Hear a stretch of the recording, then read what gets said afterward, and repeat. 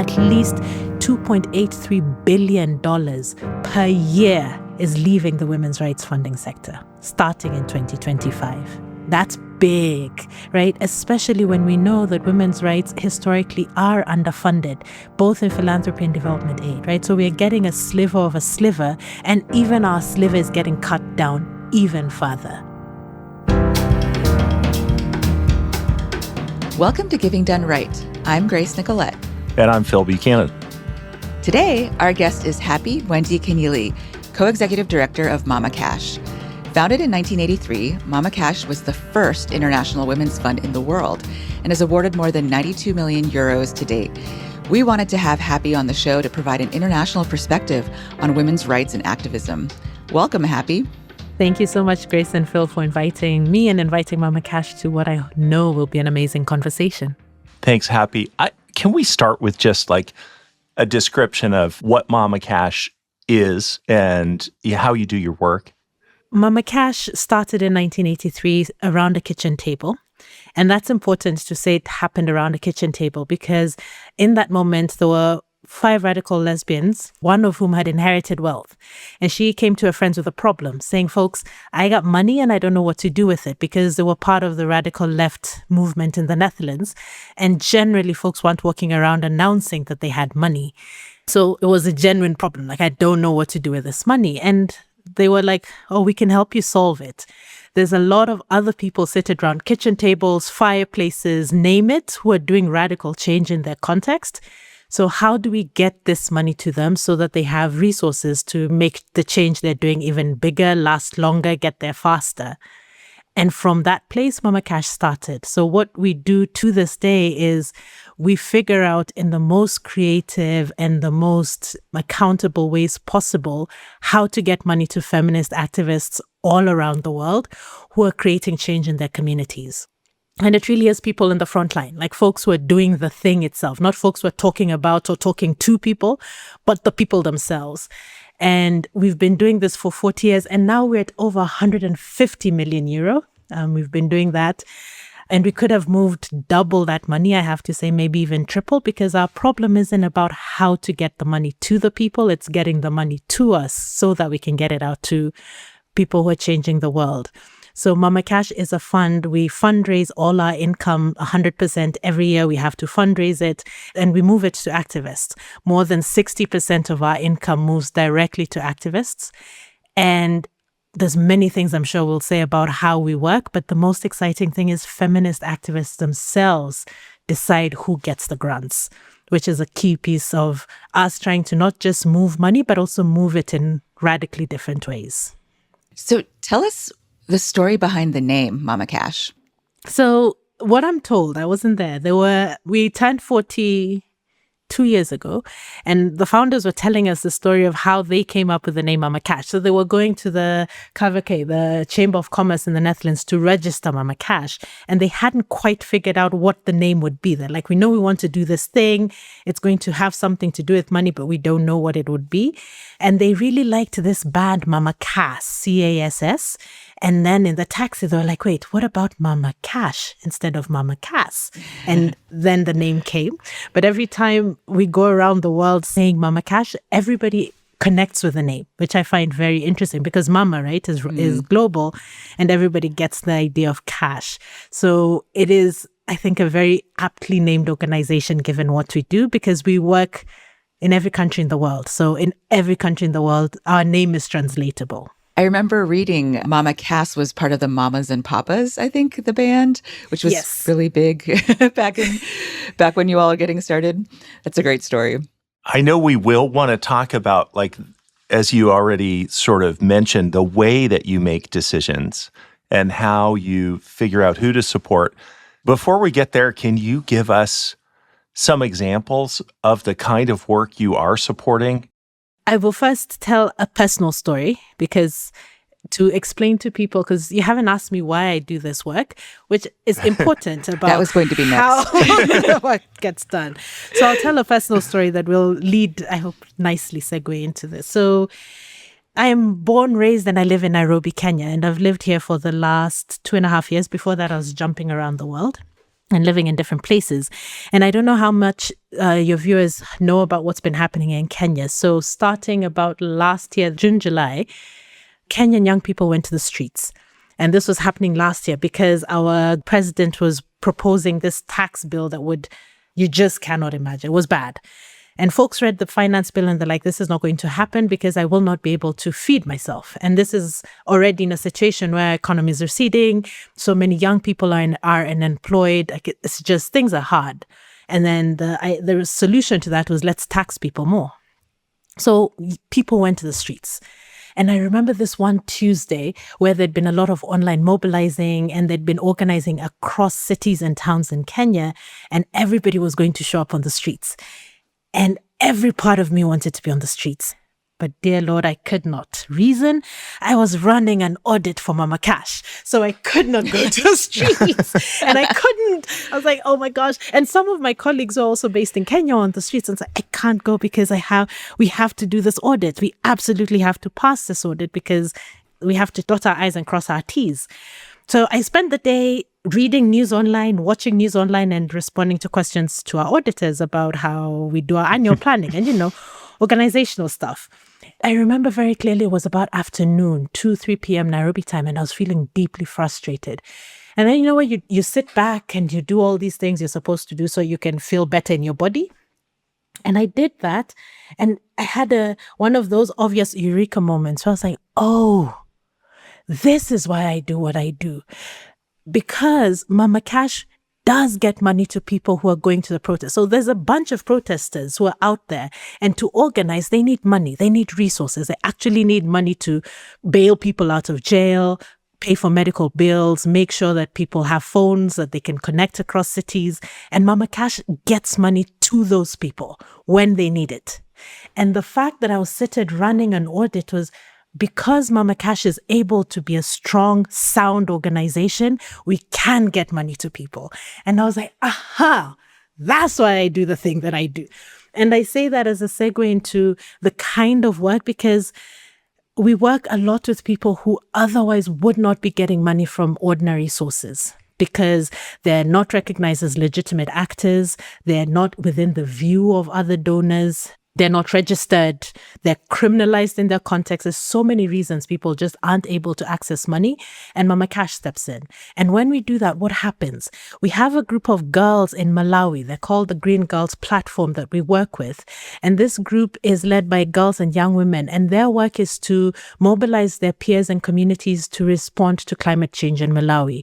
So there's been a lot of flooding, and from flooding to drought. So there's just general food insecurity. And since 2020, we've been funding this group. And when we started working with them in 2020, there were about 150 of them.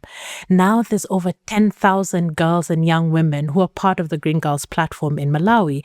And because of how broad this group is, the Malawian government has invited them to join their COP delegation in 2022, like recognizing how deep their reach is.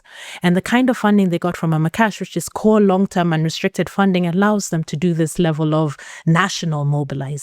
That's one example. We work with another group in Fiji. These are two examples around climate change. And small island state, Fiji is very vulnerable to floods and all things climate change. And we work with a group called Diva for Equality. And they have been doing work with the leadership of LGBTQI plus communities to create networks across Fiji and the Pacific region to respond to climate adaptation. And what they do is they take their climate advocacy from Fiji all the way to international platforms. So Diva for Equality has been working with the Fijian government to go to COP meetings. They're part of the Sendai framework for disaster risk reduction, which was developed by the Fijian government. So they're front and center. They do national mobilizing and they go all the way to international mobilizing. I'll just give one last example because there's many I could give. But in Argentina, we've been working with a lot of organizations that have been working on reproductive rights. So there's this one group, Lesbianas y Feministas, who developed a hotline in Argentina in 2009. And they developed this hotline after they had spent 6 months training and studying with other of our partners working in Ecuador who had developed hotlines. So they go, they learn from them, and they go back to Argentina and they set this up. And the hotline was really essential in rallying the public and keeping abortion reform on the public policy agenda in Argentina. So as support for abortion rights in Argentina became much more symbolized by the green bandana, other partners, some of whom had worked with Mama Cash, all came together and over years of organizing, there was this whole wave that led to ultimately the changing of the abortion laws in Argentina. And this crossed over into Colombia and Mexico. And now all these three countries have decriminalized abortion. So we fund, because of the way we fund, right, grassroots groups that are really rooted in community, we fund them for the long haul. They're able to make change that lasts and do the work over a period, because it took 10 years to get these laws to change, and they were in it, right, for the whole duration. And now the three countries have decriminalized abortion. So I could go on and on and on, but I will not. Well, I'm curious. I mean, the examples that you give are all around the world. And I was really struck even looking through your website about how even your board and staff are all around the world too. How do you find these groups in such different contexts and identify who to fund? I always ask the folks who've been at Mama Cash before internet, how did you all do it? Because I find what we have to do now so much easier. So we work through what we call a movement building lens, in that we connect with folks all around the world very deliberately to build networks. And Mama Cash embeds ourselves in those networks. And through that, we're able to find people. People will get through word of mouth, through internet, etc., get to know about Mama Cash. And then every year we have what we call a letter of interest window that opens. So we announce to the world, if you want funding from Mama Cash, please apply. And this is a tagline that excites me. I don't know if it excites other people, but really Mama Cash will fund any feminist working on any topic anywhere in the world. What we're interested in is funding their leadership to create change in their context. So we invite applications to come through, and each year on average we get about 2,000 applications. This completely outstrips our ability to fund, not because we don't know how to do it, but just in terms of how much money we have in the bank that we can do this. And because we go into long-term 10-year relationships, we're not changing over our portfolio every year. So we take in a few groups and we exit a few groups each year. And so from those 2,000 applications, we can take in between 15 and 25 from year to year. And more than half of them, so over 1,000 of those applications are eligible as per our criteria, which is we fund self-led activism. So it is people who are facing the issues themselves, who are applying for funding. They're working on structural change. They're structurally excluded in their context. So they're, like I was saying, they're people who for some reason or the other, they're not seen as legitimate actors, so they wouldn't access resource. So those are the people that you're funding. So over 1,000 applications fit the criteria, and we fund 15 to 25. I say that because we are always ready to increase that. We are always ready to increase the number of partners we could fund. Our challenge is not finding people to fund. Never has that been our challenge. It's always the other one. Can we get enough resource to support them for the long haul? Because we're doing this for 10 years on average once we get partners in. And the funding we provide is core, long-term, flexible. And we also provide what is colloquially called capacity strengthening. We call it accompaniment support, which is supporting the organization to strengthen itself so that it can do the thing it needs to do. So if they need digital security, we support them to do that. If they want to go through a strategic planning process, we support them to do that.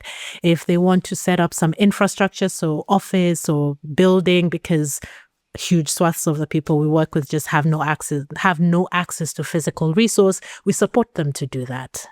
Happy, in terms of the context for trying to raise more money so you can support more of this great work, can you tell us a bit about how that's shifted? Because obviously in the U.S., where Grace and I are right now, there's been a huge backlash to a focus on equity, a focus on rights for people of different identities, gender identities, sexual orientation. And the backlash, is real. And when I talk to folks in other parts of the world working in philanthropy, I hear it's global, that it's not just in the U.S. And I spoke with someone who is connected to a lot of women's funds around the world who said it's a really hard fundraising environment. So can you talk a little bit about this kind of backlash context that we're in and how you see it?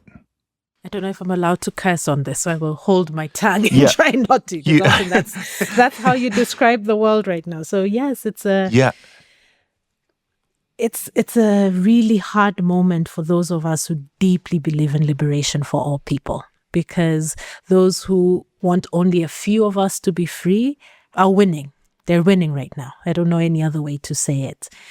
When you talk about the funding cuts that happened in the US, that was this year. So Mama Cash is registered in the Netherlands, and funding cuts started for us last year. When the Dutch government's elections happened, now the government has toppled, but at that time when elections happened, it was a right-wing government that came in. And one of the first things they did was cut development aid by 1 billion euros. This was their first thing in power, maybe third thing after they figured out how to turn on the computers. And this we're seeing is happening in country after country. Even the UK, which has a progressive government, has actually also cut its development aid. So if you look at all the UK, the Netherlands, Sweden has also done it. The US has done it. A lot of private foundations that have historically funded progressive issues are also either flatlining their budgets, they're receding, or they're shutting down, literally shutting down. So because all this started in our context last year, we started pulling together some data. And earlier this year, with the announcements made by the US government, based on what we can count, and with development aid and philanthropic dollars, it's not always easy to count it. But based on what we can count, there's at least, so it's more likely more than, but at least $2.83 billion per year is leaving the women's rights funding sector, starting in 2025. That's big, right? Especially when we know that women's rights historically are underfunded, both in philanthropy and development aid, right? So we're getting a sliver of a sliver, and even our sliver is getting cut down even further. So in a lot of ways, the US is just the latest actor to come onto this scene of fascism, right? There's been others who've occupied this onerous stage, if I could say it, before you all. So one of the things I really think is important for folks in the US to know right now is that you're not the first and you're not alone. And by the you're not alone, meaning that one of the things that the rest of the world really struggles with how US people show up is the sense of exceptionalism. Like, you all are doing this thing, you're special, you're doing this thing, and it's yours alone, and therefore you get to solve it alone. That's a lie.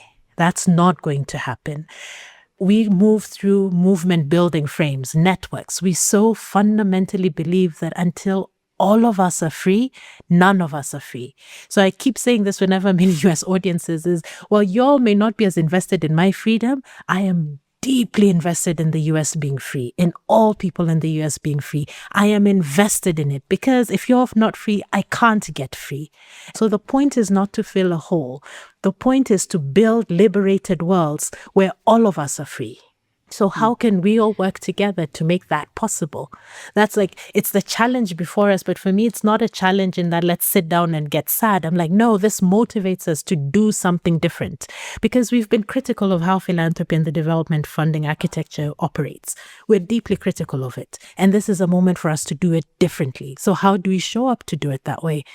Places like Mama Cash, we offer a solution to actually do it differently, because moving money through folks like us gets money directly into the hands of people making change. So how do we make that happen? So the different is more informed by folks in communities, less top down. Is that what different looks like? Absolutely. Yeah. Because the people who've gotten us into this mess aren't going to get us out of it. So it's not, so if we go, for example, like climate funding, a lot of climate funding is moving through the same governments that are corrupt. How is that going, who have gotten us into this problem of racism, patriarchy, name it, giving funding to these large institutions and saying, oh, and we're going to address climate change. They're the ones who got us into this mess. How are we giving them the money to get us out of it? It doesn't make sense.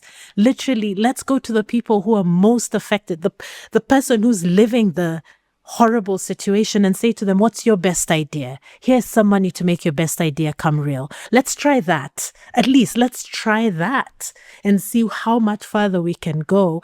And based on the work that we've been doing for the last 40 years, we have an impact report that puts out evidence of how funding folks who are directly impacted through bottom-up approaches creates not just change, lasting change. I'm not just frustrated by from the frame of that doesn't work. It's also there's evidence that other things work. So let's try those. Let's put more resource there and see how much further we'll get in this search for liberation for everybody.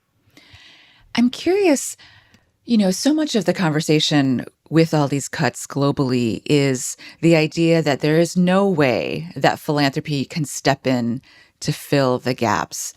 And I think one worry that Phil and I share is that when that is the message to donors, there can be a sense of overwhelm, right? It's like, well, if my drop in the bucket doesn't come anywhere near meeting the needs, maybe I should just hold my fire to see where it might make a difference. But then actually collectively, then funds are then not moving or there's sort of a sense of being frozen. Mm-hmm. What would you say to donors who just feel so overwhelmed by the magnitude of the needs out there right now? So when I was a kid and I'd come to my mom in the evening because I had 7 homework assignments and I'd been playing too long, I just wanted to go to bed. And I was like, no, I got to do homework. My mom would always say, let's just start with one thing. That's what she'd say to me every time. And every time I would start with one thing, and before I knew it, I'd done my homework and then I'd go to bed.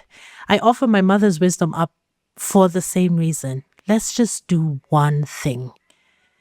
I understand that sense of overwhelm. Like I'm saying it, okay, I'm not trying to figure out, I don't have the money to give, but I can relate to the overwhelm. And I'm like, I'm 12 years old and I have too much homework and I want to sleep. I was feeling overwhelmed and frustrated.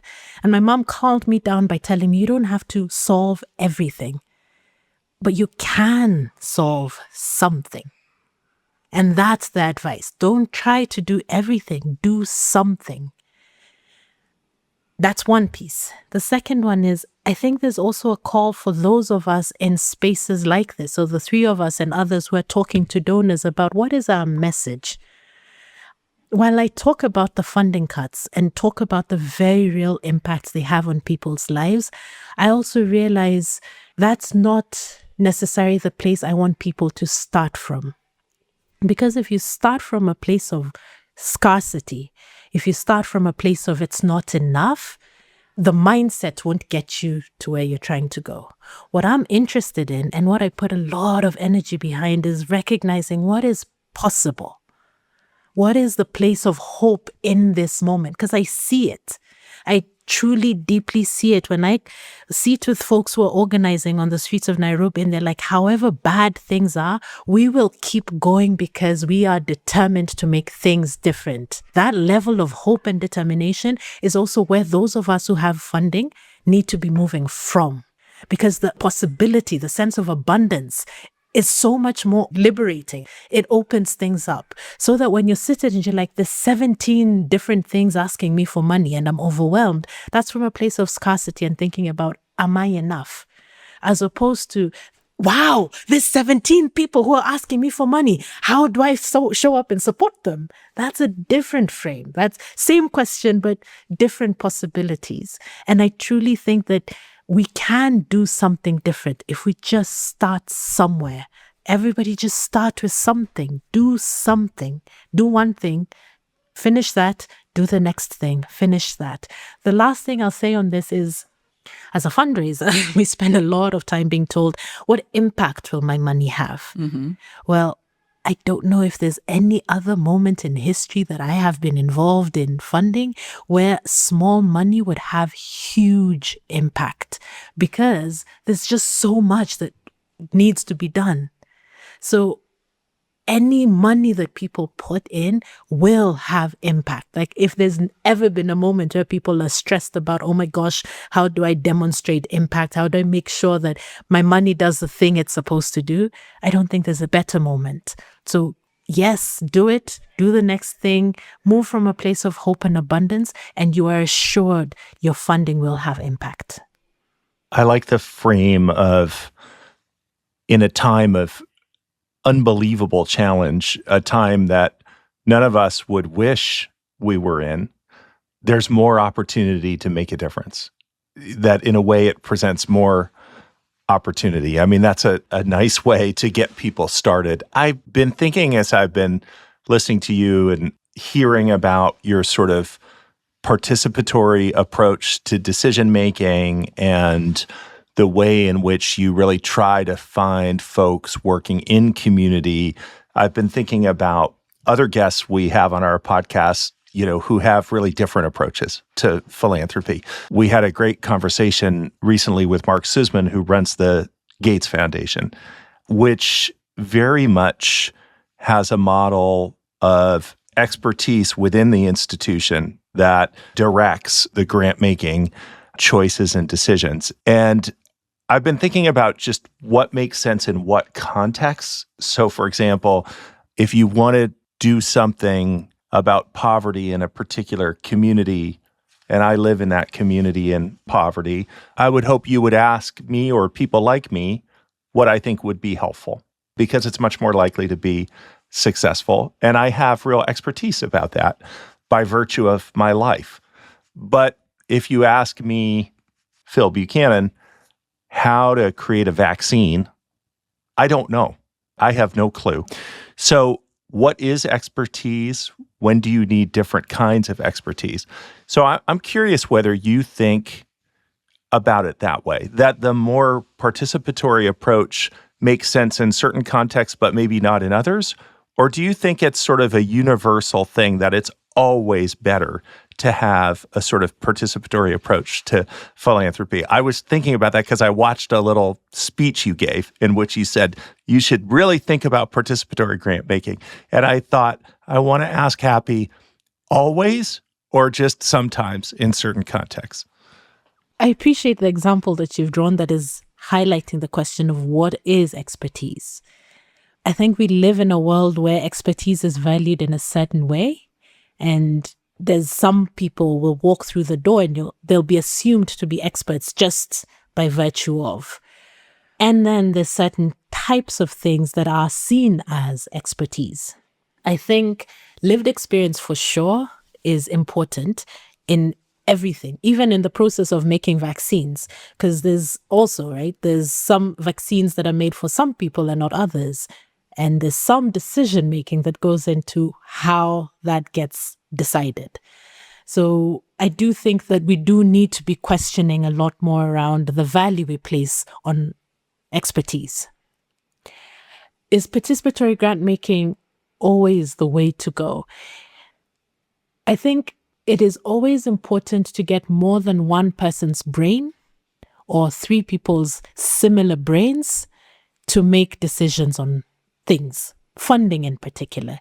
So in the talk that you gave, that you're referencing that I gave a while back, where I was talking about my own journey and how when I joined Mama Cash was not a participatory grant maker at that time.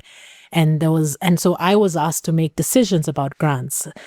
Phil, you've met me in person. Grace, you haven't yet. But when you do, you will realize quickly there's many things I have issues doing. Deciding is not one of them. I am a fairly confident human being who has opinions and has no issue voicing my opinions. And some of them I have no business having opinions about, but a lot of my opinions are well considered. So I wasn't saying that participatory grant making was not a thing. Being the sole decider was a challenge because I couldn't make a decision. I couldn't even make a good decision. All these things are true, but I could make a better decision if there's other people whose expertise, experience, knowledge is different from mine, and we complement each other.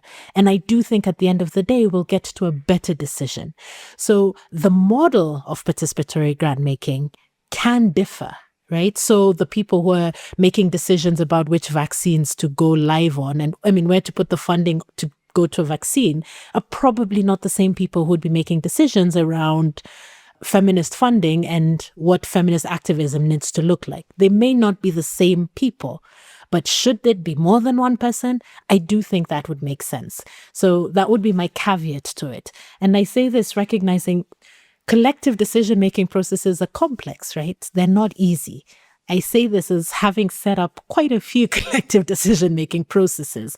They're time-consuming, they're energy-consuming, and if they're not clear, they get muddled and they get messy very quickly.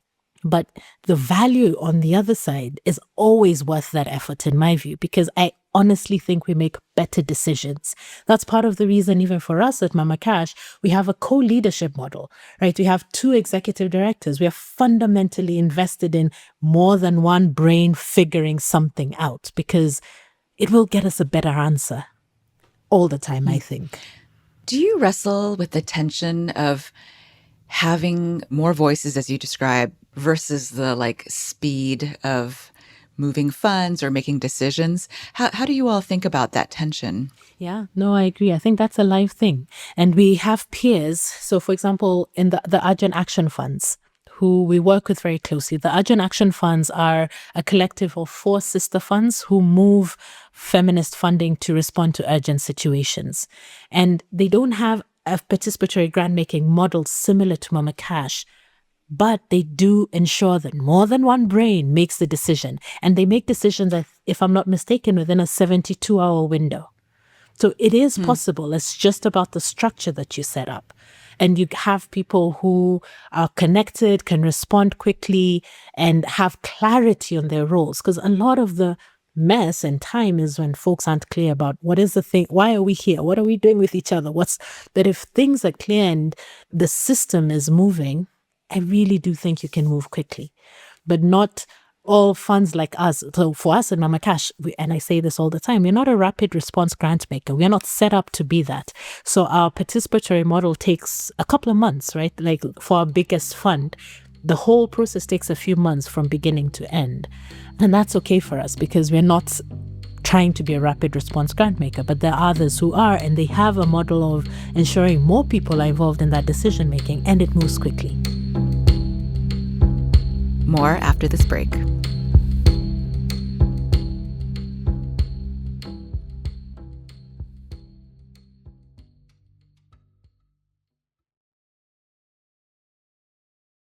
Can you describe a bit, what is it like being a co-executive director?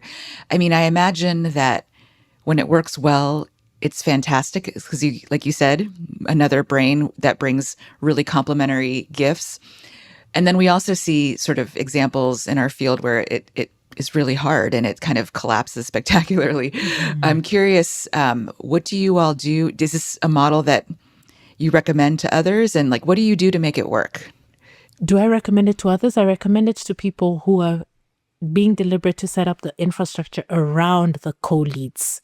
We could have the best of intentions and really try as hard as we can, but if we don't have an infrastructure to support the co-leads, I feel you're setting people up.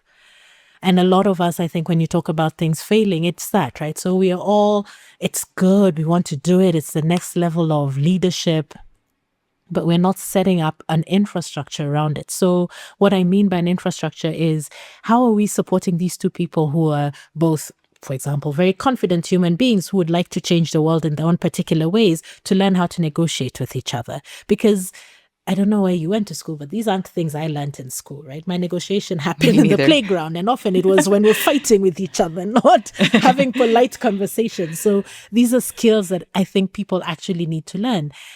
Emotional intelligence is another thing. My Lord, the longer I live, the more I feel like instead of people having to pass a physics test before you leave university, you need to pass an emotional intelligence test. That's my next thing. If we can figure out how to do that, because there's so much around working with a co-lead that demands emotional intelligence and being able to navigate jealousy. What do you do when you're jealous of what your co-leads is doing and you would like to be doing it? How do you have that conversation?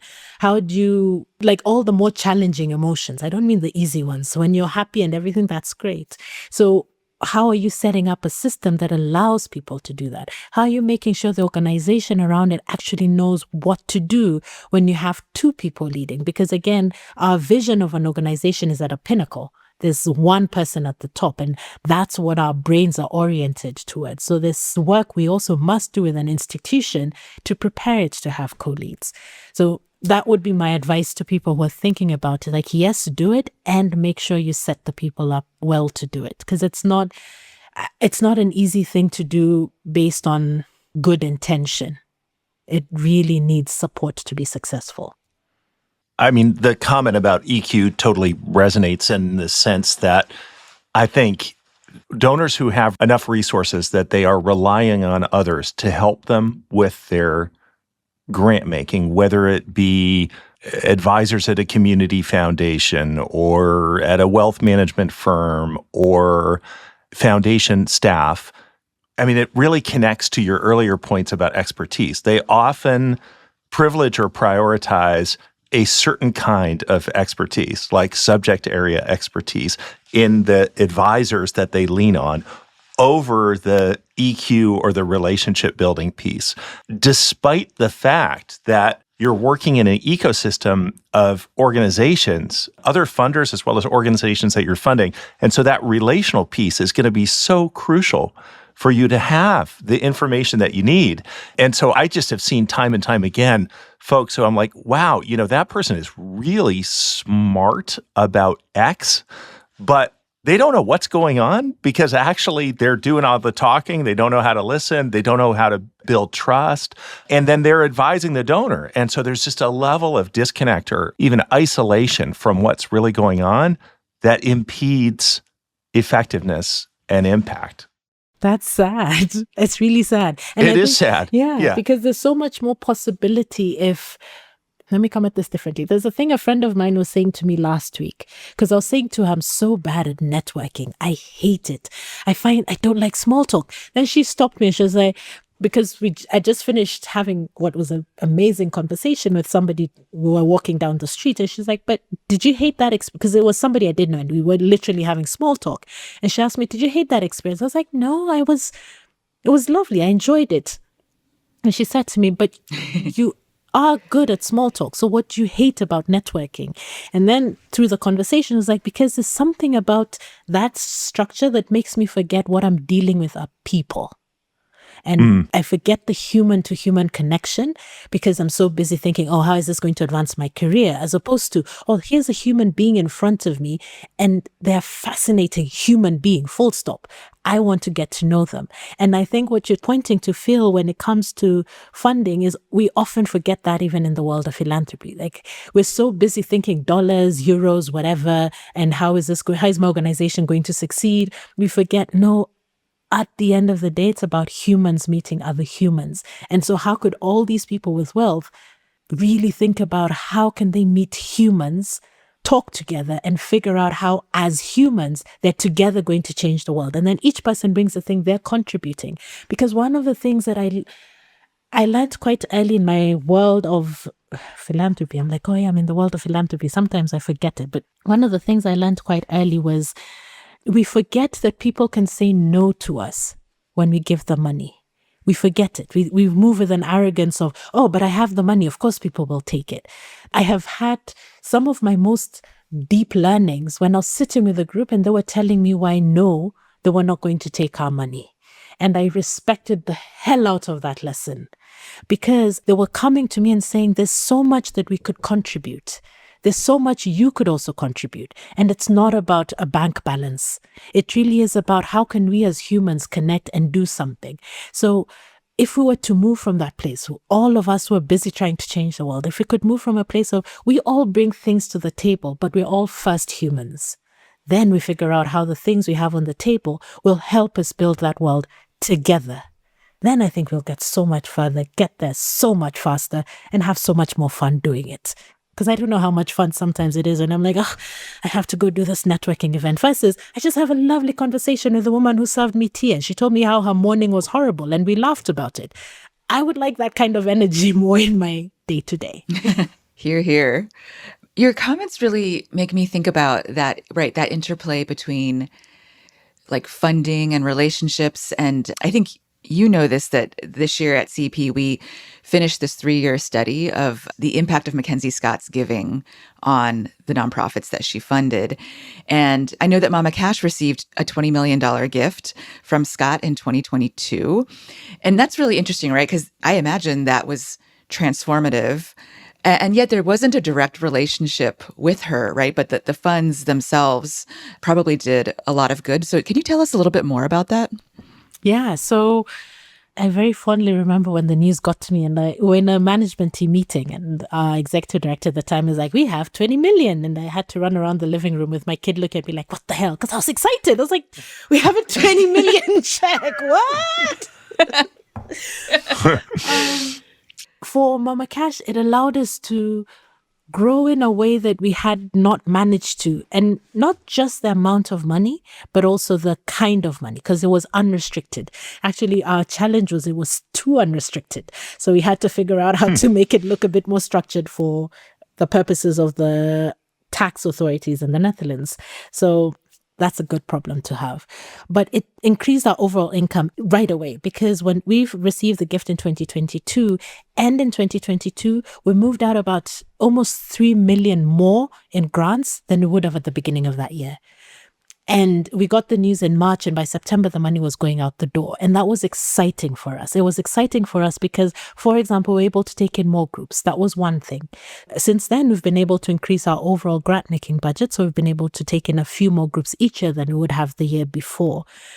Another really exciting thing was our accompaniment work. So we had all these ideas about how we wanted to support partners to do, like what I was talking about, to do the thing they need to do to set themselves up as organizations so that they could do the work they need to do. But we didn't have enough funding, unrestricted funding to do that. So with Mackenzie Scott's funding, we're actually able to increase our funding going out around accompaniment. So many more partners were able to get digital security, which is so crucial given the world we live in. More partners were able to set up financial infrastructure because they'd been talking about, yes, we would love to be able to hire a person to come and do our finances exclusively. They now had the resource to do that. This funding allowed us not just to make change, but to strengthen the infrastructure that makes that making change work possible. And the last part for us was just the possibility. We got the money in 2022 and we moved it in 2022. And we haven't sat on any of the funding because there's some people who decided, for example, to grow their investment and endowment, right? To build an endowment with the funding. It made us have deep conversations in the leadership about what is our identity and what is our purpose in the world. And for Mama Cash, our purpose is not to sit on money. Our purpose is to move money. So we chose to move that money because we weren't going to invest in having it grow. Rather, we wanted to invest in people. We wanted to invest in movements so that they could grow and our change could get bigger and last longer. And that we're able to start that in 2022 was incredible for us because we'd always said, and when we'd go fundraising, we'd meet people and say, if you give us a lot of money, don't worry, we are ready to do it and we can immediately pivot. This was when we were able to prove that is true because we got it in 2022 and we moved it in 2022. And that for us has allowed us to tell a different story. Because one of the hardest things about working on women's rights, feminist issues as a women's fund is every time I open my mouth and I'm talking to larger entities, they think we're small, they think we're niche, and they think that the things that we're doing just affect a small portion of the world. Everybody else is dealing with democracy. You go deal with women's rights, as if democracy is not a women's rights issue. But that's a conversation for another podcast. So we're not small. We're not niche.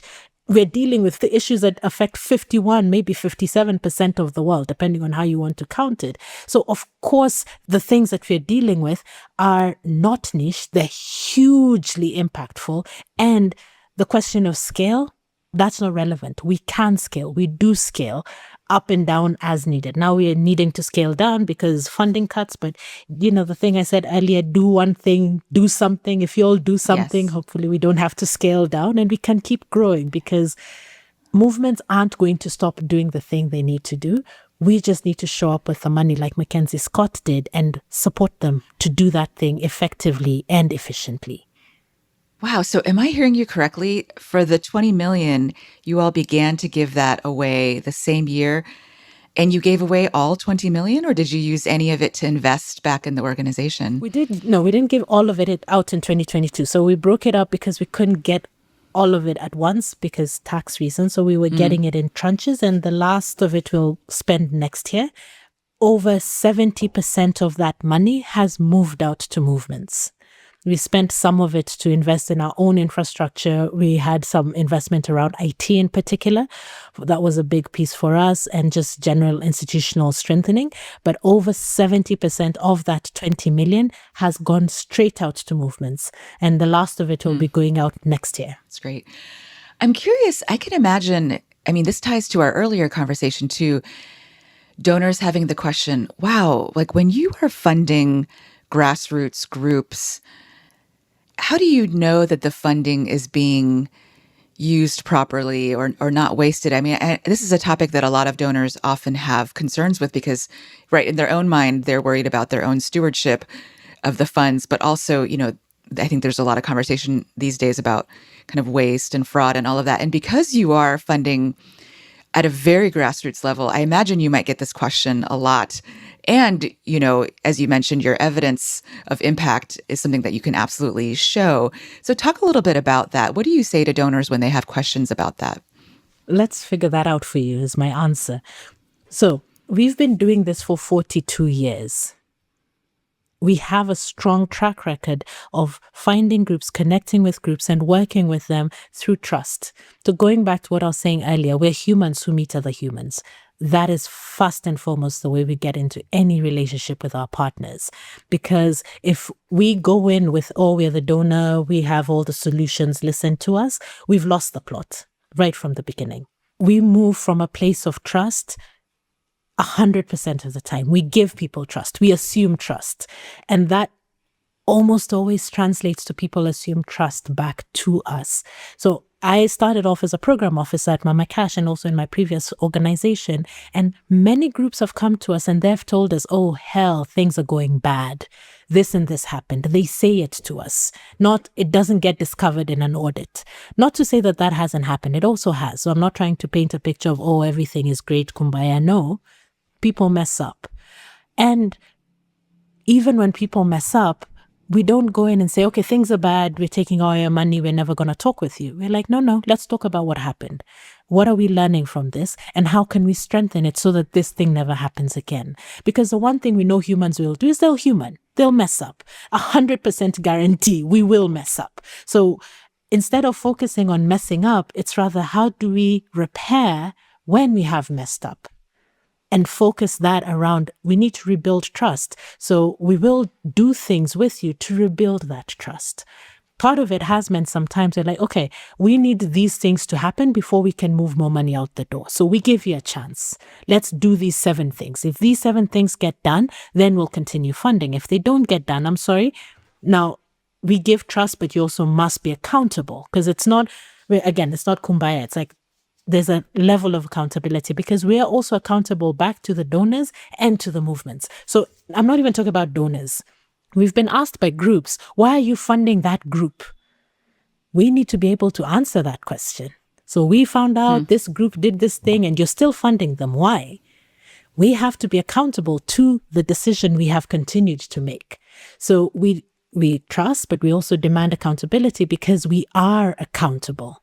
And it's a bit facetious, but really intentionally saying, work with us because we are embedded in movements. We are from movements. We are of movements. This is why we have staff all around the world. That's why we have an advisory network that is everywhere around the world, because the logic of Mama Cash that started in 1983 was 5 people seated around a kitchen table plotting and planning how to change the world. It wasn't people who were seated in classroom having a theoretical idea about how to change the world. It was people doing the thing themselves. And that has remained true for us. So because we are of and from the movements, we have trust, we give trust, and we are always accountable. And really, we invite individual donors to work with us because we have the systems that they don't have as individuals. We can support them to make sure that we are accountable to them around their funding and that they are actually good stewards of that funding. Because I'm sure that's the place they're moving from. They want to be good stewards. So let's work together because we can support them to meet that goal without them needing to take on the risk of, oh, but I don't know this person. How do I do due diligence on them? Who are they? Where? We can do that part for them and ensure that their funding is used in the ways they want it to be used. Yeah, that's such a great explanation of the crucial role that you play as a sort of bridge between people who care about these issues and want to fund but don't know where to go, and the organizations doing the work.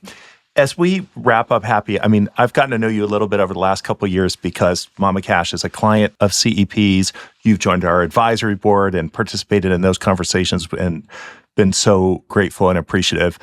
But I'm not sure I actually really know that much about why you do what you do. And you've mentioned a little bit about your mom's influence on you, but I think it would be great to understand how you decided to commit your life to this work and what about your own background or upbringing led you to this career. Mm-hmm.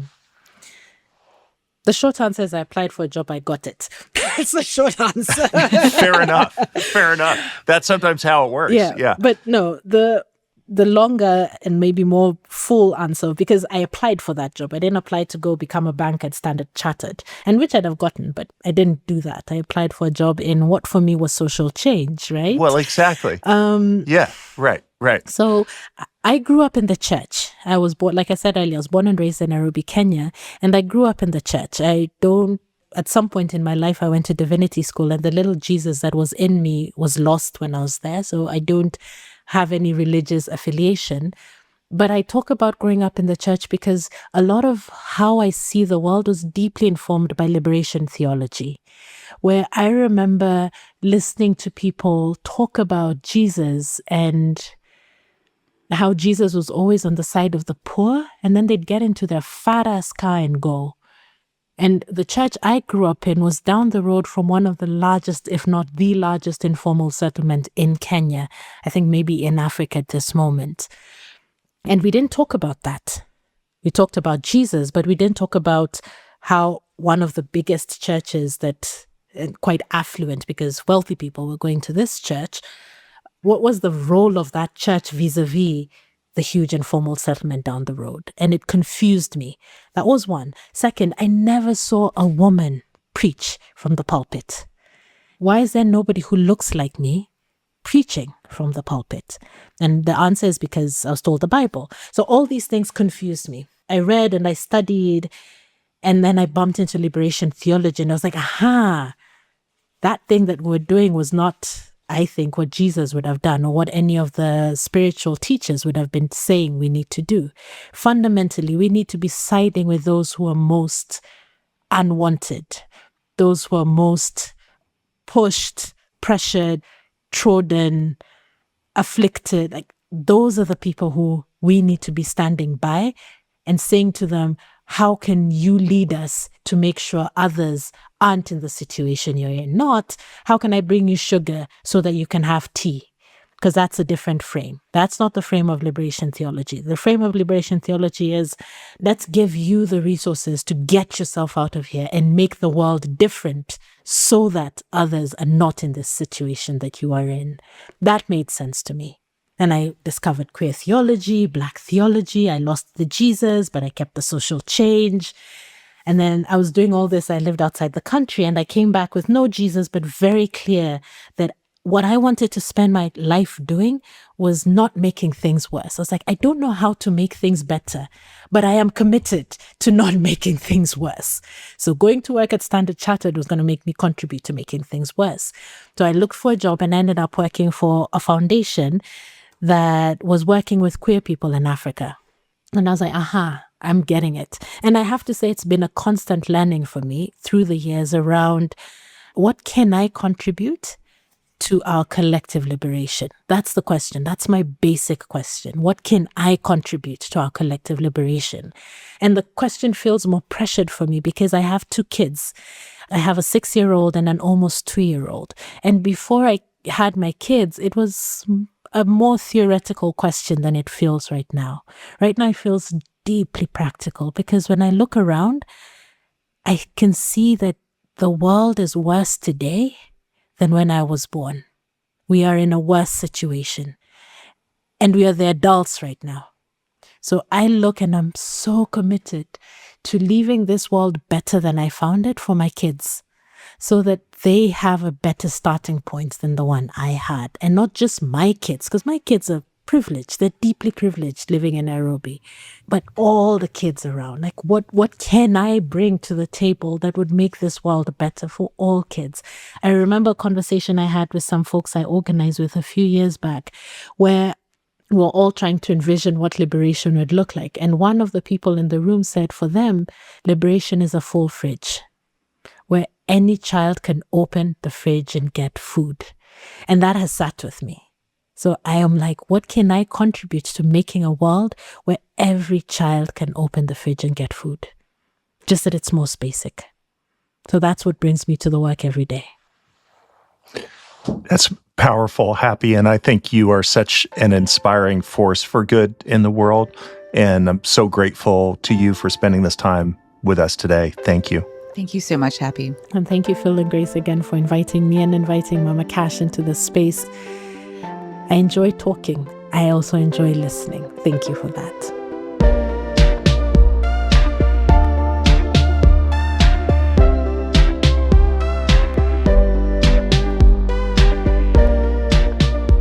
There are a slew of resources about effective giving on the Center for Effective Philanthropy's website, cep.org, as well as givingdoneright.org, where you'll find all our episodes and show notes. You can also send us a note at gdrpodcast@cep.org. We want to thank our sponsors who've made this season possible, including the Stubsky Foundation. And a note that any opinions expressed by our guests on the show do not necessarily reflect the views of CEP or our sponsors. If you like the show, please leave us a review on Apple Podcasts or invite a friend to listen, or both. Giving Done Right is a production of the Center for Effective Philanthropy. It's hosted by me, Grace Nicolette, and Phil Buchanan. It's produced by Rococo Punch. Our original podcast artwork is by Jay Kuska. Special thanks to our colleagues Sarah Martin, Molly Heidemann, Christina Tran, Chloe Heskett, Naomi Rafal, and Serena Gooseby for their marketing, research, writing, and logistical support.